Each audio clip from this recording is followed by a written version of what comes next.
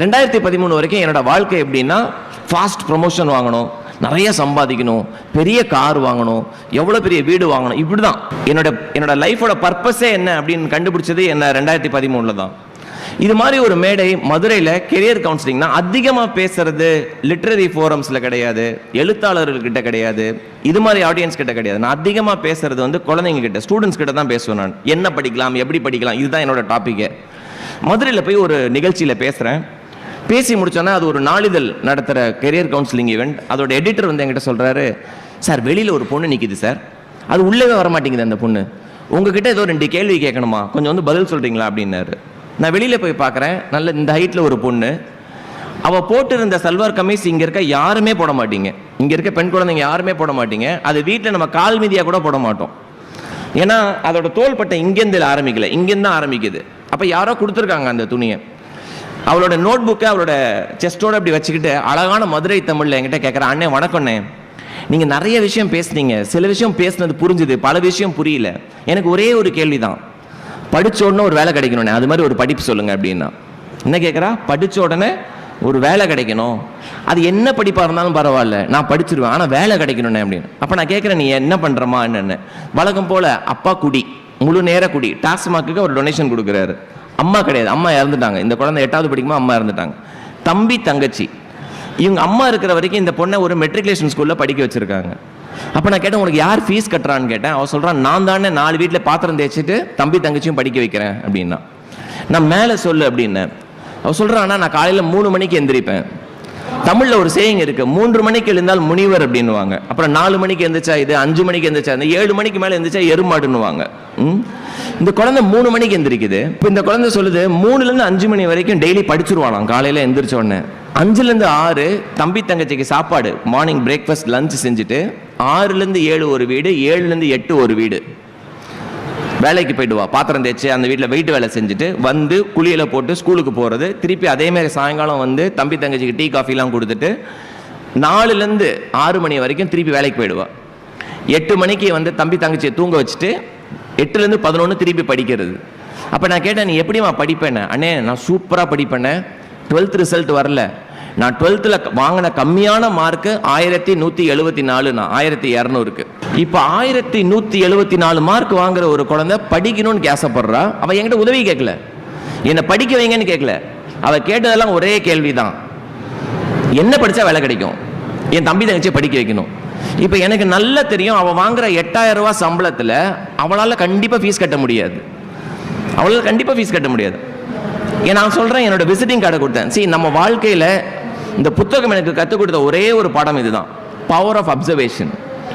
நம்மளை சுற்றி நடக்கிற விஷயத்த கடந்து போயிடணும் பாருங்க, நம்ம மனுஷனே கிடையாது. அப்போ நம்மளை எந்த ஒரு விஷயம் பாதிக்குதோ அதில் ஒரு ஆக்ஷன் எடுத்தோம்னா அது அடுத்தவங்களோட வாழ்க்கையை மாற்றிடும். அன்னைக்கு கடவுள் புண்ணியத்தில் எனக்கு ஒரு விஷயம் தோணுச்சு, இந்த குழந்தை எப்படி படிக்கும். அப்போ யோசிக்கிறேன், கை நிறைய சம்பாதிக்கிறிய இன்ஃபோசிஸில், நீ ஏன்டா ஃபீஸ் கட்ட முடியாதுன்னு எனக்கு ஒரு வாய்ஸ் தோணுச்சு. ஆமாம் இல்லை, கண்டிப்பாக ஒரு குழந்தைய படிக்க வைக்க முடியும். அப்போ என்னோட விசிட்டிங் கார்டை கொடுத்துட்டு, அவள் பேர் மலர், மலர்கிட்ட சொன்னால், மலர் எனக்கு 1 வாரத்தில் எனக்கு ஃபோன் பண்ணு, ரிசல்ட்ஸ் வந்துடும், 1 வாரத்தில் ஃபோன் பண்ணு, உனக்கு நான் ஒரு வழி சொல்கிறேன் அப்படின்னு. மதுரையிலேருந்து சேலத்துக்கு போனோம். போகிற வழியெல்லாம் இந்த குழந்தையோட ஞாபகமே வருது. டக்குன்னு நான் என்ன பண்ணுறேன், என் ஃபோன் எடுத்து அப்படி நம்பரை பார்க்குறேன். அப்போ காலேஜ் சேர்மன்ஸ் நிறைய பேர் இருந்தாங்க. அதில் ரேண்டமாக சென்னையில் இருக்க ஒரு காலேஜ் சேர்மனுக்கு ஃபோன் பண்ணேன். சார் இது மாதிரி ஒரு பொண்ணை பார்த்தேன், சூப்பராக படிக்கிறா, எனக்காக ஒரே ஒரு இன்ஜினியரிங் ஃப்ரீ சீட் கொடுங்க அப்படின்னு. ஒரு சீட் கொஞ்சம் இலவசமாக கொடுங்க. அவர் கொஞ்சம் அமைதியாக இருந்தார். நான் சொன்னேன், இலவசமாக கொடுக்க வேண்டாம், நான் வந்து ட்ரெயின் பண்ணுறேன் உங்களுக்கு. ஏன்னா இன்றைக்கி நிறைய காலேஜ் என்ன நம்புறாங்கன்னா, ஹெச்ஆர் வந்து ட்ரெயின் பண்ணால் உடனே வேலை கிடைக்கும்னு நினச்சிருவாங்க. நாங்களும் அதை யூஸ் பண்ணிப்போம். இப்போ நான் என்ன சொல்கிறேன், நான் வந்து எப்போல்லாம் நீங்கள் கூப்பிட்றீங்களோ நான் வந்து ட்ரெயின் பண்ணுறேன் அப்படின்னு. அந்த புண்ணியவன் என்ன பண்ணார், ஒரு சீட் இல்லை, நான் 20 சீட்டு தரேன் வருஷம் வருஷம். எனக்கு இது மாதிரி சேரிட்டி பண்ணணும்னு ஆசை, ஆனால் எப்படி பண்ணணும்னு தெரியல. இந்த 20 சீட் நீங்கள் எடுத்துக்கோங்க, இது மாதிரி ஸ்டூடெண்ட்ஸை ஐடென்டிஃபை பண்ணி நீங்கள் கொண்டு வந்து எங்கள் காலேஜில் போடுங்க அப்படின்னாங்க. அப்போ கேட்டது 1, கிடைச்சது 20. இப்போ நான் யோசிச்சு பார்க்குறேன், அவர்கிட்ட உதவி கேட்கும்போது என் குரல் ஒரு கம்பீரம் இருந்தது.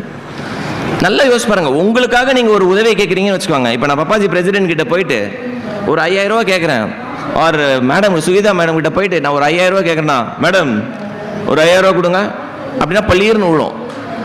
நமக்காக உதவி கேட்கும்போது 2 விஷயம் நடக்கும், குரல் ஃபீபிள் ஆகிடும், இந்த தோள்பட்டை இப்படி போயிடும் சார், ரொம்ப கஷ்டமா இருக்கு சார், ஒரு 5000 ரூபா கொடுங்க, நாளைக்கு கொடுத்துறேன் சார், அப்படிதான் வரும். இதுவே யாருன்னு தெரியாத ஒரு ஆளுக்கு உதவி கேட்டு பாருங்க, உங்க குரல்ல ஒரு கம்பீரம் இருக்கும். அன்னைக்கு அந்த கம்பீரத்தை உணர்ந்தேன் என் வாய்ஸ்ல. இப்போ 20 சீட் கிடைச்சிருச்சு. மாற்றம் அப்படின்னு ஒரு என்ஜிஓ நான் ஆரம்பிப்பேன்லாம் கனவுல கூட நினைச்சது கிடையாது. 2013 வரைக்கும் சராசரி வாழ்க்கை, கார் வாங்கணும், வீடு வாங்கணும், வெளிநாட்டுக்கு போகணும், இதுதான் வாழ்க்கை. அப்ப மாற்றம்ன்ற ஒரு பேர் வைக்கணும்ன்றதே எப்படின்னா அடுத்தவர்கள் வாழ்க்கையில் மாற்றம் வரணும்னு கிடையாது, எங்கள் வாழ்க்கையில் மாற்றத்தை கொண்டு வரணும். 2013 அப்புறம் என்ன நடந்துச்சுன்னா நல்லா தூங்க முடியுது, சூப்பரா தூங்க முடியுது. அப்போ ஒரு பேப்பர் எடுத்து எழுதினேன். எனக்கு பிரேயர் மேல ரொம்ப நம்பிக்கை உண்டு, கடவுள் நம்பிக்கை உண்டு. அதனால ஒரு பேப்பர் எடுத்து எழுதினேன். யாருக்கு முதல் சீட் கொடுக்கணும்? அப்பா அம்மா இல்லாத குழந்தைங்களுக்கு முதல் சீட் கொடுக்கணும். ஏன்னா அது மாதிரி ஒரு கொடுமை வேற எதுவுமே கிடையாது. சின்ன வயசுல அப்பா அம்மாவை இழக்கிற மாதிரி ஒரு கொடுமை வேற எதுவுமே கிடையாது. யார் பணக்காரன்? எவ்வளோ ஏழையா இருந்தாலும் ஒரு கூரை வீட்டுக்குள்ள இருந்தா நீ பணக்காரன். அந்த கூரை வீட்டுக்குள்ள அப்பா அம்மா இருந்தா நீ கோடீஸ்வரன்.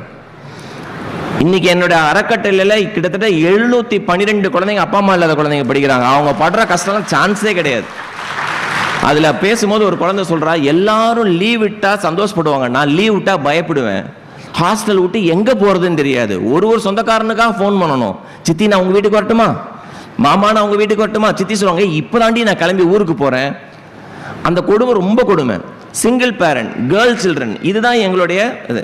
அப்போ ஒரு விஷயம் தோணுச்சு எனக்கு, நம்ம அறக்கட்டளையில் படிக்கிற பசங்களுக்கு எக்காரணத்தை கொண்டும் இவங்களோட புகைப்படமோ வீடியோவோ வெளியில வரவே கூடாதுன்னு நினைச்சோம். ஏன்னா கொடுப்பதுல ஒரு டிக்னிட்டி இருக்கட்டும். இப்போ நம்ம கொடுக்கும்போது கொடுப்பவருக்கு எப்போதுமே சந்தோஷம் இருக்கும், வாங்குறவங்களுக்கு இருக்காது. அதை நம்ம போட்டோ போட்டு பாருங்க இவருக்காக தான் நான் உதவி செஞ்சேன், ஒரு பீத்தலும் தேவை கிடையாது. அதனால மாற்றம் ஃபவுண்டேஷன்ல படிக்கிற எங்க குழந்தைங்களோட போட்டோவோ வீடியோ வெளியில வரக்கூடாது. அடுத்த ஒரு விஷயம் யோசிச்சோம், யாருக்கிட்டையும் கை நீட்டி பைசா வாங்கக்கூடாது.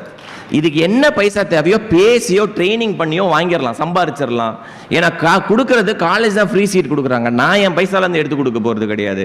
அப்படி ஒரே ஒரு குழந்தைய படிக்க வைக்கணும்னு ஆரம்பிக்கப்பட்ட மாற்றம் ஃபவுண்டேஷன்ல 10 வருஷத்துல 2613 குழந்தைகள் படிச்சுட்டு இருக்காங்க.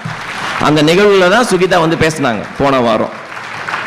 அப்ப அந்த 2 நிமிஷம், ஒருவேளை அந்த எடிட்டர் அன்னைக்கு என்ன கூப்பிடல, நான் ரொம்ப பிஸி சார், நான் அதெல்லாம் பார்க்க முடியாதுன்னு ஒருவேளை தாண்டி போயிருந்தேன்னா இன்னைக்கு மாற்றம்னு ஒரு என்ஜிஓ ஆரம்பிச்சிருக்கிறதுக்கு வாய்ப்பே கிடையாது. அதனால தான் எப்போதுமே எனக்கு ஒரு நல்ல பழக்கம் ஒன்று உண்டு. இங்க தலையில ஏதாவது ஒரு ப்ராம்ப்ட் இது பண்ணு அப்படின்னு தோணுனா வண்டியை நிறுத்திட்டு போய் பேசிட்டு வந்துடுவேன் நான். 3வது நிகழ்வு, நமக்கு வந்து இப்போ இந்த என்ஜிஓலாம் ஆரம்பிச்சாச்சு. கொடுப்பதே ஒரு போதை, அது தெரியுமா உங்களுக்கு? கொடுப்பதே ஒரு போதை. நிறைய பேர் இந்த போதைக்காகவே நிறைய கொடுப்பாங்க, அது நமக்கு தெரியவே தெரியாது. சேலத்தில் ஒரு கல்யாண மண்டபத்தில் பேச போயிருந்தேன், career counselling event. Full hall ஃபுல்லாகிடுச்சு, மேடையில் இங்கெல்லாம் உட்காந்துருக்காங்க ஆளுங்க. ஒரு நடுத்தர வயசில் ஒருத்தர் அழுக்கான ஒரு வேட்டி சட்டை, ஒரு மஞ்சப்பை, பக்கத்தில் வந்து கூடவே ஒரு பையனை கூட்டிகிட்டு வராங்க. அந்த பையனை வந்து கூட்டிகிட்டு வந்து நேராக கீழே தரையில் உட்காந்துட்டாங்க. உட்காந்து நான் பேசுகிறத கேட்குறாங்க. நான் பேசும்போது அவங்க பயங்கரமாக தலையாட்டிக்கிட்டு நோட்ஸ்லாம் எடுத்துக்கிறாரு. பேச்சாளர்கள் யார் அதிகமாக பார்த்து பேசுவாங்கன்னா, நம்ம பேசுறதுக்கு யார் வந்து பயங்கரமா தலையாடுறாங்க, எந்த ஒரு மொக்க ஜோக்கா இருந்தாலும் அப்படி சிரிக்கிறாங்கல்ல, அவங்கள தான் அதிகமா பார்ப்பாங்க. இப்போ இவரு பயங்கரமா இன்ட்ரெஸ்டா உட்காந்து பேசிட்டு தான் பேசுறதெல்லாம் கவனிச்சிட்டு இருக்காரு. பேசி முடிச்ச உடனே இப்போ இவரு அவங்க பையனை கூட்டிட்டு அந்த ஓரத்தில் நிற்கிறாரு. என்கிட்ட ஏதோ கேட்கணும்னு வெயிட் பண்றாரு. நான் என்ன பண்றேன், பேசி முடிச்சுட்டு அடுத்த நிகழ்வுக்கு நான் போகும்போது அவர் வர்றாரு. வரும்போது ஆர்கனைசர் ஒரு பையன் என்ன பண்ணா, hello wait wait wait wait sir, அடுத்த ப்ரோக்ராமுக்கு போகணும், நீங்க அப்புறம் பேசுங்க அப்படின்னாரு. நான் சொன்னேன் 1 நிமிஷம் அப்படின்னு. அவரு சார் 30 செகண்ட் தான் சார், ஒரே நிமிஷம் சார் அப்படின்ட்டு வந்தார் என்கிட்ட. வந்துட்டு சார் என் பேர் முருகன் சார், இது அப்படின்னு ஆரம்பிச்சார். அந்த பையனை காமிச்சு இதுன்னு ஆரம்பிச்சார் பாருங்க. நம்மளுக்கு தான் தலையில உடனே ஓடிடும்ல, நம்ம பெரிய என்ஜிஓ ஃபவுண்டர், எவ்வளோ பேரை படிக்க வைக்கிறோம் அப்படின்ற அந்த கொம்பு பின்னாடி அந்த லைட் தெரிஞ்சிருச்சு எனக்கு. உடனே நான் என்ன பண்றேன், அவசரத்தில் சார் புரியுது மிஸ்டர் முருகன் புரியுது, 12th ரிசல்ட் ஒன்றும் 1 வாரத்தில் வந்துடும், ரிசல்ட் வந்த உடனே உங்க பையனோட டீட்டெயில்ஸ் அனுப்புங்க, எந்த காலேஜ்னு சொல்லுங்க, நான் நல்ல மார்க் தான் நான் படிக்க வச்சிடறேன் அப்படின்னு. உடனே அவர் என்ன பண்ணாரு, சார் சார் சார் 1 நிமிஷம் சார், அதுக்காக உங்களுக்கு நான் கூப்பிடல சார், இது என் அக்கா பையன், என் அக்கா கேன்சர்ல இறந்துட்டா, எனக்கு 2 பசங்க, எங்க அக்காவுக்கு 2 பசங்க, 4 பேரையும் நான் தான் சார் படிக்க வைக்கிறேன், நான் உங்ககிட்ட வந்தது அதுக்காக கிடையாது சார். மேடையில் பேசும்போது 2 பெண் குழந்தைங்களை பத்தி பேசுனீங்கல்ல சார், அவங்களுக்கு நான் மாசம் மாசம் ஒரு 1000 ரூபாய் கொடுக்கணும்னு நினைக்கிறேன், எந்த அக்கௌண்ட்டுக்கு சார் அனுப்பணும்னு கேட்டார். ஐயோ, அன்னைக்கு நீ மூஞ்ச பார்த்துருக்கணுமே. அப்படியே பலார்னு அரைகிற மாதிரியே இருந்தது எனக்கு. எங்கிருந்து வந்தது நம்மளுக்கு அந்த, அதான் சொல்லுவாங்க ஆங்கிலத்தில் சொல்லுவாங்க, don't judge the book by its cover. Book கவரை வச்சு புக்கை வாங்காத அப்படின்னுவாங்கல்ல. நான் ஜட்ஜ் பண்ணிட்டேன் அவரை. இவர் ஏழை, பக்கத்தில் இருக்கிற பையன், நான் ஒரு பெரிய என்ஜிஓ நடத்துறேன், என்கிட்ட உதவி தான் கேட்க வந்திருக்காருன்னு. அவர் என்ன சொல்றாரு, நான் உனக்கு 1000 ரூபாய் அனுப்பணும்ப்பா, உன் அக்கௌண்ட் நம்பர் சொல்லு, உன் வெப்சைட்ல அக்கௌண்ட்டே நம்பரே இல்லையே, அதெல்லாம் பார்த்துருக்காரு. நான் சொல்றேன், ரொம்ப சாரி முருகன். ஐயோ என்னங்க நீங்க பெரிய பெரிய வார்த்தைலாம் சொல்றீங்க. அந்த 2 பெண் குழந்தைங்களோட கதை என்னை ரொம்ப மூவ் பண்ணிடுச்சு சார். நான் கேட்டேன், நீங்கள் என்ன வேலை செய்வீங்க முருகன்? சார் நான் கொத்தனார் சார். ஒரு நாளைக்கு வேலைக்கு போனால் எனக்கு 750 ரூபா பணம் வரும், என்னால் 1000 ரூபா அனுப்ப முடியும். இது நடந்தது 2017ங்க. மாதம் 30ஆம் தேதி இல்லை 31ஆம் தேதி அந்த 1000 ரூபா கிரெடிட் ஆகிடும். கோவிட் லாக்டவுன் வந்தது, மார்ச் 25ஆம் தேதி லாக்டவுன் வந்தது, அந்த மாதமும் 1000 ரூபா கிரெடிட் ஆச்சு. கட்டிட தொழிலாளிகளுக்கெல்லாம் வேலை கிடையாது, யாருக்குமே வேலை கிடையாது. இவருக்கு எங்கே இருக்க போகுது வேலை? இவருக்கும் வேலை கிடையாது. அப்போ நான் சொல்கிறேன், முருகன் வேலை இல்லைல்ல, இப்போது நீங்கள் எதுக்கு இப்போ பைசா அனுப்புறீங்க? ஸ்டாப் பண்ணுங்க, நீங்கள் வேலை வந்த பிறகு எனக்கு அனுப்புங்க அப்படின்னு ஒரு விஷயம் சொன்னார் சார். சார் எங்கள் அம்மா இறந்து போகிறதுக்கு முன்னாடி எனக்கு ஒரு விஷயம் சொல்லிட்டு இறந்து போனாங்க. தம்பி, எக்காரத்தை கொண்டு சத்தியம் பண்ணாத, சத்தியம் பண்ண அப்படின்னா வாக்கு கொடுத்துறாத, வாக்கு கொடுத்தா உன் தலையே போனாலும் அதை காப்பாற்றணும் அப்படின்னு சொல்லிட்டு என்கிட்ட சொல்கிறாரு. 3 வேளை சாப்பாடு 2 வேளையா குறைஞ்சாலும் குறையுமே தவிர உங்களுக்கு நான் ப்ராமிஸ் பண்ண 1000 ரூபா வந்துட்டு தான் சார் இருக்கும்னு தொடர்ந்து அனுப்பிச்சாரு. அந்த 1000 ரூபா எனக்கு லட்சக்கணக்கில் கிடைக்கிற டொனேஷனும் இருக்கு, ஃப்ரெண்ட்ஸ் அனுப்புறது இருக்கு, இந்த 1000 ரூபாயோட வேல்யூவும் இருக்கு. அந்த 2 நிமிஷம் வாழ்க்கையை மறக்க முடியாது. 4வது ஸ்டோரி, கோவிட் டைம்ல நம்மளாம் அந்த சூப்பர் மார்க்கெட்டில் வாங்க போவோம், திங்ஸ்லாம் வாங்க போவோம் பார்த்தீங்களா, எல்லாம் ஒரு 2 அடி தூரம் 3 அடி தூரத்தில் நிற்போம் கடகடன். நான் நீல்கிரிஸ்னு ஒரு கடையில் ஈசிஆரில் வாங்க போகிறேன். நான் போகும்போது வெளியில் ஒரு சின்ன பொண்ணு, ஒரு 18-19 வயசு இருக்கும் அந்த பொண்ணு, கையில் ஒரு கை குழந்தையோட வெயிலில் வேர்த்து நிற்குது. அந்த பொண்ணுக்கு பைசா கேட்க தான் நிற்குது, ஆனால் பைசா கேட்க தெரியல அவளுக்கு. அப்படியே பார்க்குறா, எல்லாரையும் பார்க்குறா. நான் என்ன பண்ணுறேன், பைசா கொடுத்துருக்கலாம் அந்த பொண்ணுக்கு, கடைக்கு போயிட்டு வெளியில் வரும்போது கொடுக்கலாம். இப்போ நீங்கள் யோசிச்சு பாருங்களேன், கோயிலுக்கு போகிறீங்க, கோயிலுக்கு வெளியில் யாசகம் கேட்குறவங்க உட்காந்துருக்காங்க. என்னைக்காவது யோசிச்சிருக்கீங்களா, போகும்போது நம்ம என்னைக்காவது பைசா கொடுத்துட்டு போயிருக்கோமா? வரும்போது தான் கொடுப்போம். இப்போ நானும் என்ன பண்ணுறேன், கடைக்கு போயிட்டு வரும்போது இவங்களுக்கு பைசா கொடுக்கலாம் அப்படின்ட்டு நான் வெயிட் பண்ணுறேன். இப்போ ஒரு அடி கேப்பு, நான் திரும்பி பார்க்குறேன், அந்த பொண்ணு என்னையே பார்க்குது. அவளுக்கு வேறு எதுவுமே கேட்க தெரியல, என்னையே பார்க்குறா. நான் சொல்கிறேன், நான் மனசுக்குள்ளே நினச்சிக்கிறேன், கொஞ்சம் வெயிட் பண்ணு, உள்ளே போய் திங்ஸ்லாம் வாங்கிட்டு வந்துட்டு உனக்கு வந்து பைசா தரேன் அப்படின்னு. உள்ளே போனால் அவன் நாளைக்கு உலகம் அழிய போகிற மாதிரி 8 packet bread, 10 packet bleaching powder எல்லாத்தையும் அள்ளிக்கிறான் கடையில். ஏன்னா அடுத்து என்னைக்கு வரப்போகிறோன்னு தெரியல, கடைக்கு மூட்டையும் அள்ளிட்டு வராங்க. நானும் வாங்கிட்டு வெளியில் வரேன், அந்த பொண்ணை காணோம். எங்கடா போச்சு அந்த பொண்ணு அப்படின்னு பார்த்துட்டு அங்கே ஒரு கூர்க்கா ஒருத்தர் இருந்தார், வாட்ச்மேன், அவர்கிட்ட போய் கேட்குறேன் நான், இங்கே ஒரு பொண்ணு இருந்தது எங்கன்னு. அது இப்போ தான் அந்த பக்கம் போச்சு அப்படின்னாரு, ஈசிஆரில் இப்போ தான் போச்சு, போய் பாரு அப்படின்னாரு. ரோட்டில் போய் அப்படி பார்க்குறேன், லெஃப்ட் ஹேண்ட் சைடில் இந்த அவ்வளோ தூரத்தில் அந்த பொண்ணு நிற்குது. அந்த பொண்ணு பக்கத்தில் ஒரு திருநங்கை சகோதரி, கிட்டத்தட்ட ஒரு 6 அடி உங்களை ஒரு கட்ட குரலில் அந்த பொண்ணை திட்டுறாங்க. பாப்பா, உன்னை நான் காலையிலேருந்து திட்டிக்கிட்டே இருக்கிறேன், கை பிள்ளையை வச்சுக்கிட்டு இப்படி நிற்காதன்னு, உனக்கு பைசாவும் கேட்க தெரில, இந்த உலகம் கெட்டு கிடக்குது அப்படின்ட்டு அவ்வளோ திட்டிட்டு இந்த பிளவுஸ்குள்ள இப்படி கை விட்டுச்சு அந்த திருநங்கை சகோதரி. கையில் எவ்வளோ இருந்துச்சுன்னு தெரில, கிடைச்ச பைசாவை எடுத்தாங்க, வெளியில் எடுத்து அந்த பொண்ணுகிட்ட கொடுத்துட்டாங்க. இதை எடுத்துட்டு போ, இங்கே நிற்காத, பைசா இந்த பாலை வச்சுக்கோ, பாலை வாங்கன்னு சொல்லி கொடுத்து அனுப்புறாங்க. அந்த குரல் இவ்வளோ தூரம் கேட்குது. அவங்க வர வரைக்கும் வெயிட் பண்ணேன். அந்த திருநங்கை சகோதரி என்கிட்ட வந்தாங்க. நான் கேட்டேன், உங்களுக்கு அவங்க தெரிஞ்சவங்களா அப்படின்னு. அவங்க சொல்கிறாங்க, அதெல்லாம் யாருன்னு தெரியும், எனக்கு அதெல்லாம் யாருன்னே தெரியல, ஆனால் காலையிலேருந்து இங்கேயே நிற்குதுண்ணா அந்த பொண்ணு, அவளுக்கு பைசாவும் கேட்க தெரில, காலம் கெட்டு கிடக்குது இல்லை, அதனால கொஞ்சம் பைசா கொடுத்து அனுப்பிச்சேன். எவ்வளோக்கா கொடுத்தீங்க அப்படின்னு. அது எப்படி தெரியும், இன்னைக்கு வந்த கலெக்ஷனை எடுத்து கொடுத்துட்டேன் அப்படின்னாங்க. எனக்கு அவங்களுக்கு பைசா கொடுக்கணும்னு இருந்துச்சு. என் பர்ஸ்லேருந்து ஒரு 2000 ரூபா எடுத்து அவங்க கிட்ட கொடுத்தேன். நீங்கள் நம்ப மாட்டீங்க, அந்த அம்மா என்ன பண்ணுச்சு, அந்த அக்கா வாங்கின பைசாவை இங்கேருந்து அதே கட்டக்குரலில் கூப்பிடுறாங்க, ஏ பொண்ணு இங்கே வா அப்படின்னு கூப்பிட்டாங்க. இந்த பொண்ணு வந்துச்சு, இந்த பாரு சாரு 2000 ரூபா கொடுத்தாரு, இந்தா வச்சுக்கோ அப்படின்ட்டு. நான் இவங்களுக்கும் கொடுத்த பைசாவை அந்த பொண்ணுக்கிட்ட கொடுக்குறாங்க. போ, இந்த பக்கம் வராத போ அப்படின்ட்டு என்கிட்ட சொல்கிறாங்க. நல்ல நாள்லேயே எங்களுக்கு யாரும் பைசா கொடுக்க மாட்டாங்க, இந்த பாலா போன கொரோனா வேற வந்துருச்சு அப்படின்ட்டு என்கிட்ட பேசிட்டே இருந்தாங்க. சார் ஒருத்தர் வராரு சார் அப்படின்னு கை தட்டிட்டு அடுத்த ஆளுக்கிட்ட போய் பைசா அவங்க போனாங்க. ஹியூமனிட்டின்றது இதுதான் ஹியூமனிட்டி. அடுத்த வேளை சாப்பாடு அவங்க என்ன சொல்கிறாங்க, இருந்தது எல்லாத்தையும் எடுத்து கொடுத்துட்றாங்க. நம்ம நினச்சிக்கிறோம் நம்ம தான் பெரிய டொனேஷன் பண்ணுறோம், பெரிய சேரிட்டி பண்ணுறோம். ஒவ்வொரு முறையும் எப்பெல்லாம் நான் வந்து பெரிய வேலை செய்யறோம்னு நினைக்கிறனோ இது மாதிரி ஒரு நிகழ்வு நடக்கும், நீ ஒண்ணுமே இல்லடா, நீ பண்றதெல்லாம் ஒண்ணுமே இல்லை அப்படின்னு தோணும். ஒரு கண்ணு தெரியாதவர் குச்சி வச்சுட்டு நின்றுட்டு இருக்காரு. ஒரு வயசான பாட்டி, கிட்டத்தட்ட ஒரு 80 வயசுக்கு மேல இருக்கும் ஒரு பாட்டி.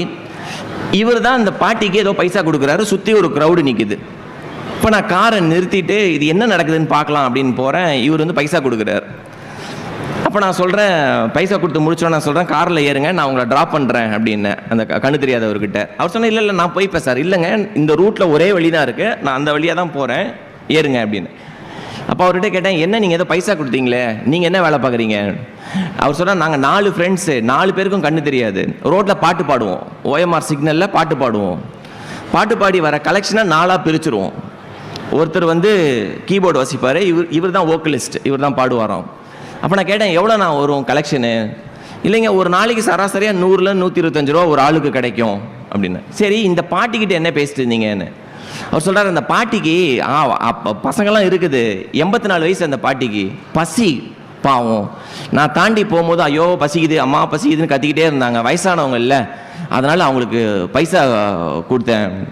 எவ்வளோ சார் கொடுத்தீங்க அப்படின்னு. இன்றைக்கி என் கலெக்ஷன் 125 ரூபா, 100 ரூபா கொடுத்தேன் உங்களுக்கு அப்படின்னாரு. நான் சொல்கிறேன், 100 ரூபா கொடுத்து நீங்கள் என்ன பண்ணுவீங்க அப்படின்னு. இன்றைக்கி நைட்டு சாப்பாடு மட்டும் தானே, நைட் சாப்பாடு 20 ரூபா போதும் எனக்கு, நாளைக்கு நான் திருப்பி பாட போயிடுவோம்ல.